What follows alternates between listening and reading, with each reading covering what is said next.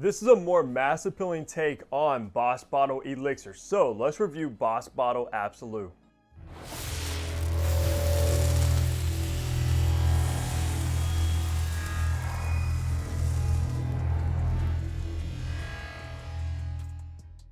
Hey, what's good guys? Hunter here and welcome back to the channel where I upload weekly fragrance content, so you already know the drill. Hit that subscribe button down below and also make sure to follow me over on my Instagram page. Now today we are reviewing the newest launch from Hugo Boss, which is Boss Bottle Absolu, which is crazy because they just came out with Boss Bottle Elixir not even a year ago, so they are pumping out these flankers left and right. Absolu is like the new trendy name in perfumery, kind of how Elixir was a few years ago. Now all these houses are coming out with their Absolu fragrance, and we'll talk about if this one is redundant or completely different than some of the others in the line. I do want to shout out Hugo Boss for sending this one over for review. However, that's not going to change my opinions. If I enjoy it, I do. And if I don't, I don't. It's as simple as that, guys. I'm going to keep it completely honest with you. Now, let's go over some information. So, Boss Bottle Absolu was, of course, launched in 2024. It just came out within like the last month at the time of this recording.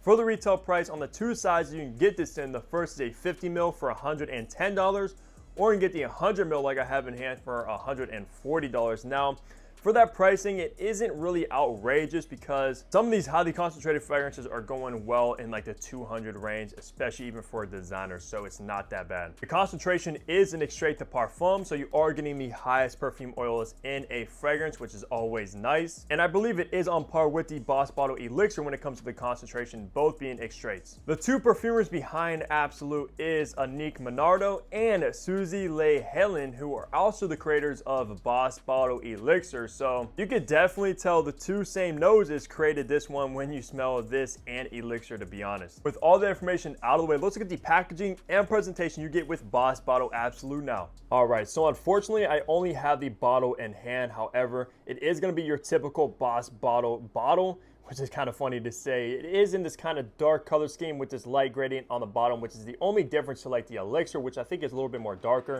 Of course, Bottle Absolu in gold. On top, you do have that new Boss logo as well. On the bottom, you do have your sticker as well as your batch code to authenticate your product and see when it was produced. The cap, nothing inside, nothing on the atomizer, and the cap is plastic, very lightweight, but it does click in very snugly. All in all, kind of a decent presentation. In the top, you have incense and leather. In the mid, you have patchouli and myrrh. And in the base, you have cedarwood and gabanna, and this will be classified as a sweet spicy. So let's spray this and test out these atomizers.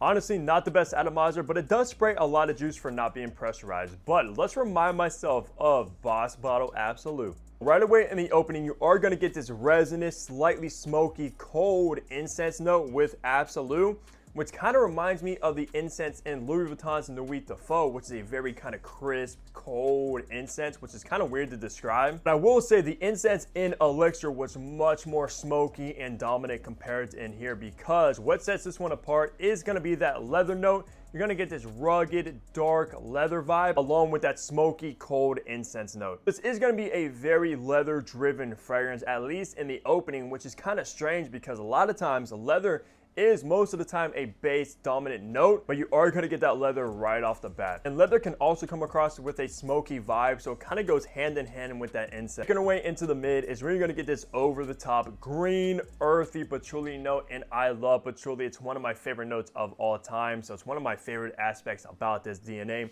Along with this resinous, warm, cozy myrrh note. Myrrh is actually one of my favorite resins as well. Oh, just from the note breakdown alone, this is right up my alley. That's also what sets this one apart from the Elixir. The patchouli is much more dominant in this one. And then making our way into the base, you are going to get this slight woody cedarwood note, but it's not dominant. However, the gabanna in this comes across very bitter, very green, herbaceous vibes going on. And that's also what sets this one apart to the Elixir as well. This one's just more of like a green, slightly earthier, leathery kind of take on Elixir. And for me personally, guys, I think these two are pretty redundant. So if you own Elixir, I don't really see a point on getting this one unless you just absolutely love Hugo Boss or the Boss bottles, then go ahead. But for just your average person, they are extremely redundant. But if you don't own either, definitely go to a store, spray both of them side by side, and choose which one you prefer because they do have slight differences. And for me, I think I do prefer the elixir just because it's much smokier, kind of dirtier and darker than this one. But this one's still a banger because it has that overdose of patchouli, that leather, the myrrh, and that gabanna. Now for the best seasons to wear, Boss Bottle Absolu. If you do get a bottle from me, I'm rocking this one in the fall and winter primarily, guys. This is a dark, deep fragrance that will work the best in the colder weather rather than like the hot weather like spring and summer,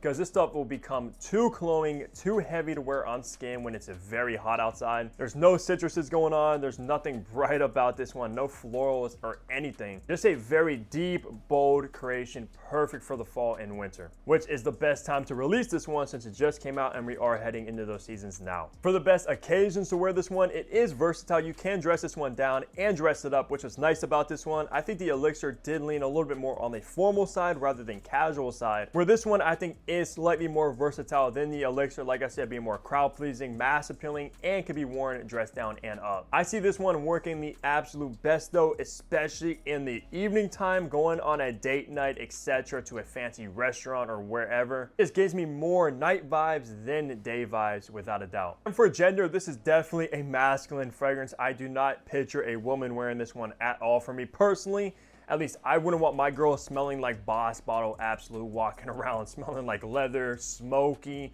resinous, earthy. I like my girls that smell pretty, you know what I mean? But for the boys, this stuff is a banger, especially if you want to smell sexy, seductive, and alluring. Perfect for that. Like I said, perfect for a date night. So it kind of goes hand in hand, and also very, very masculine. And for gender, I still do see this one a little bit more mature rather than youthful, but it is more youthful than the elixir. So if you are a younger guy, maybe you tried the elixir, you're like, not the biggest fan of it, definitely give this one a shot. Do not write this one off, but still does lean slightly more on the mature side of things at the end of the day. Doesn't really smell like your teenager fragrance, not the kind of fragrance you want to wear to like school, high school, even early college. It definitely has grown vibes from somebody, some man that has his life together, is the vibe Boss Bottle Absolu gives. But if you are younger, you like those dark, resinous, smoky fragrances, absolutely give it a shot. But you've been warned, if you wear this one to school around people, you might not get the best reactions. Wrapping the review off, talking on the performance you should expect with this one, I still did get above average performance when it comes to the longevity and projection with that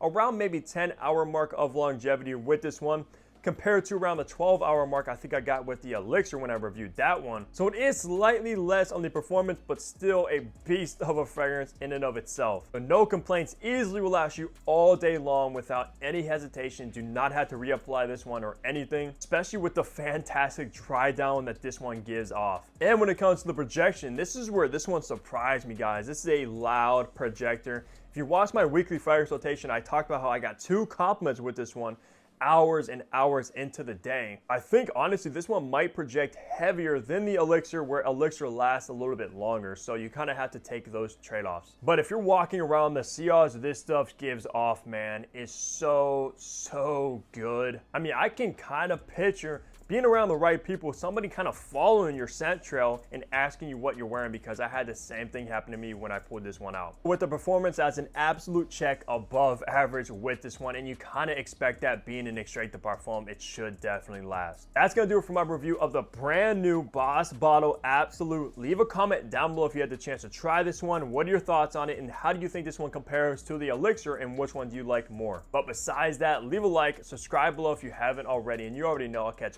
all of you back here in my next upload. Take care, everybody.